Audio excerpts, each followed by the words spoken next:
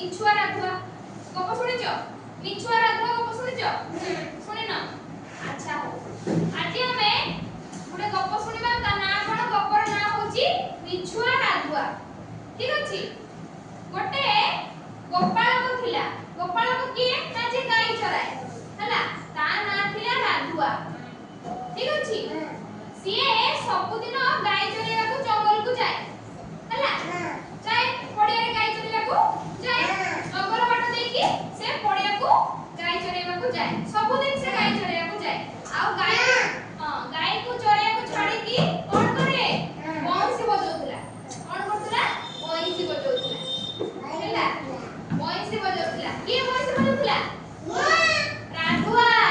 ତୁ କାଇଁ ବଂଶୀ ବଜେଇବୁ? ରାଧୁଆ ବଂଶୀ ବଜାଉଥିଲା ହେଲା। ନା ନିଜକୁ ରାଧୁଆ ଭାବିବା ଦରକାର ନାହିଁ। ରାଧୁଆ ବଂଶୀ ବଜାଉଥିଲା। କେତେବେଳେ